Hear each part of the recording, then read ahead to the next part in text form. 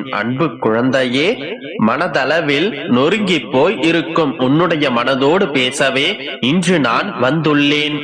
இது உனக்கான உன்னுடைய அப்பாவின் குரல். உனக்கு மட்டுமே சொந்தமான வார்த்தைகள் இது. முழுமையாக கேள். மனதிற்கு ஆறுதலுடனும் நம்பிக்கையும் தைரியமும் உன்னுடைய வாழ்க்கையின் மீது உனக்கு வரும். எனக்கு மட்டும் ஏன் இந்த கஷ்டம்?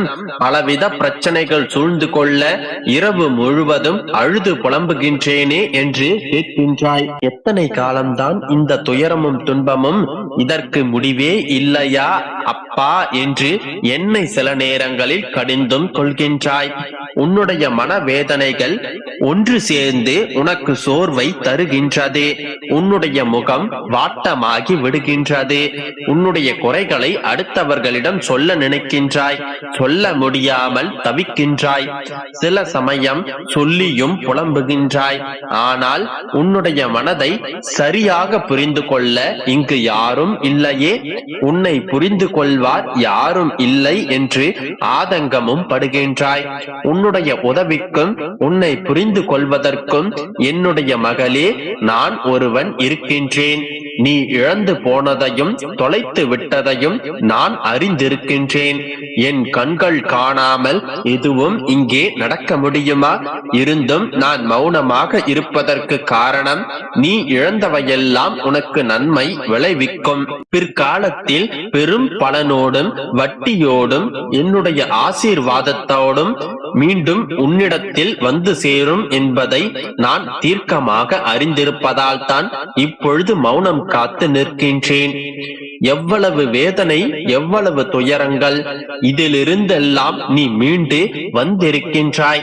உன்னை கைவிடுவேனா? இனி நடக்கப் போவதை பார்த்து நீ வியக்கப் போகின்றாய். நீ பெருமாளின் பிள்ளை. மற்றவர்களின் குறைகளை பொறுத்துக் கொள்பவன் கடவுளுக்கு இனிமை சேர்ப்பவனாக விளங்குகின்றான். வாழ்க்கையில் நடப்பதை மனப்பூர்வமாக ஏற்றுக்கொண்டு கடவுள் மீது நம்பிக்கை கொள்பவனே சிறந்த பக்தன். மன தூய்மையுடன் வாழும் மனிதன் கடவுளின் அருளால் எப்போதும் நிம்மதியாக வாழ்வான். கடவுளை இடைவிடாமல் தியானிப்பதால் எண்ணம், சொல், செயல் மூன்றும் தூய்மை பெறும். பிறருடைய துன்பத்தில் இன்பம் காண்பது பாவம்.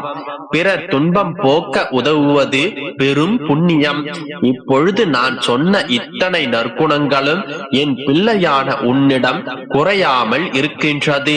நீ நல்ல பிள்ளையாக இருக்கும் பட்சத்தில் ஒரு தகப்பனாக உனக்கு வேண்டியவற்றை செய்து கொடுப்பது என்னுடைய பொறுப்பு.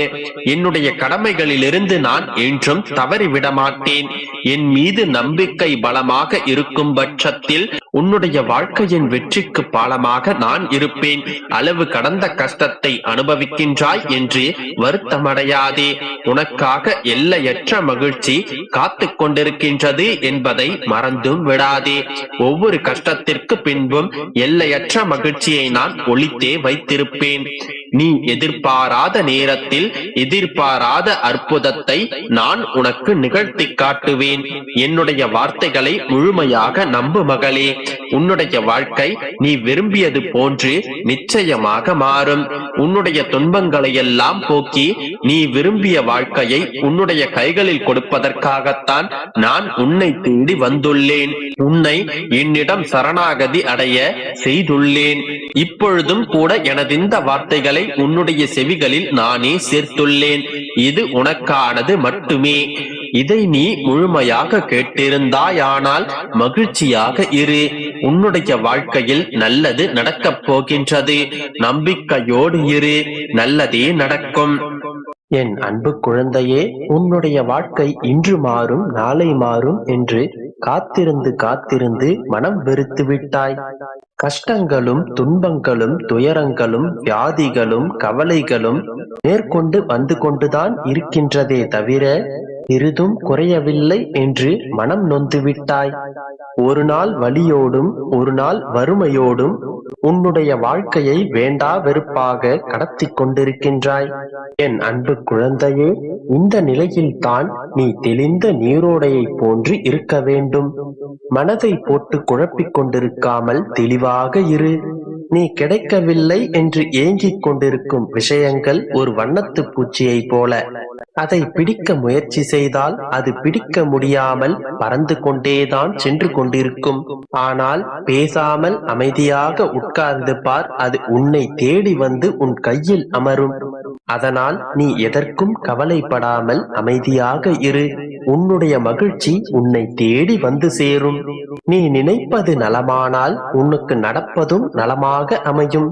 தொட்டு கெட்டவன் இந்திரன், தொடாமல் கெட்டவன் ராவணன், சொல்லி கெட்டவர் விஸ்வாமித்திரர், சொல்லாமல் கெட்டவன் ஹரிச்சந்திரன், கொடுத்து கெட்டவன் கர்ணன், கொடாமல் கெட்டவன் துரியோதனன். இந்த உலகத்தில் நீ எதை செய்தாலும் உன்னை கெட்டவன் என்று இந்த உலகம் தூற்றும். அதனால் உனக்கு பிடித்த வாழ்க்கையை யாரையும் காயப்படுத்தாமல் சந்தோஷமாக வாழ்.